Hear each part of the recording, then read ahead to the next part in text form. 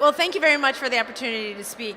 As a supporter, and as has been mentioned, the ability to work with those with disabilities, 9 times out of 10 I always joke and say we get more out of it than working with the athletes that compete with Area M, because they are phenomenal. And what they have overcome is truly inspiring, and how they overcome any of their disabilities is truly something that we all can learn from. And with assistive technology, many of them are able to compete. So with the assistive technology, somebody can go to work, they can live in their own home, and children can certainly be able to take part in many activities that they may not have been able to do. And the assistive technology is not cheap. And as Senator Mensch just mentioned, the ability to have the funding through the state and have the ability to fund some of this and help people fund it, I think is a great movement, and one that we should all support. So the ability for families to pay for something out of their pocket, it's just not doable. But it is something that's necessary for their child or for their loved one. And for the past 20 years, that's when the foundation steps in to help those individuals. And as a past member of the Ridge administration and working with that entity, we were very proud to be at the foundation providing the initial state funding in 1998 to allow the guaranteed loans, because that's what's important. That's what's making this happen. And by using the minimal amount of state funding, the foundation educates and leverages the low-interest loans.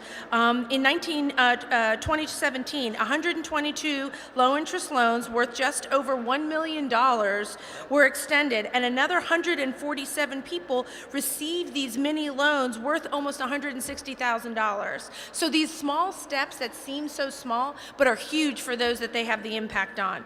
And in Cumberland and Dauphin, and I heard some of the other representatives mentioning their home turf, so actually in Cumberland and Dauphin, residents were among the beneficiaries of these funds. And in the past 11 months, the foundation extended 13 low-interest or no-interest loans worth $190,000 to adapt vehicles for a lift for a vehicle, as well as home modifications that Kim was talking about and Senator Mensch were talking about in dealing with modifying their home.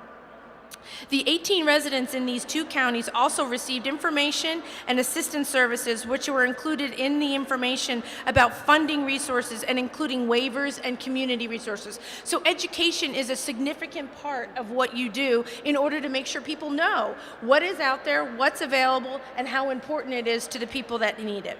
So in addition to providing the equipment needed, these low-interest loans help the participants build credit, which is a huge step, because many times that's something that's missing when they need other things. Building that credit and having those repayments are integral. So the program has been very successful with an overall default rate of loans with less than 1%. And I point that out because the average is 10%.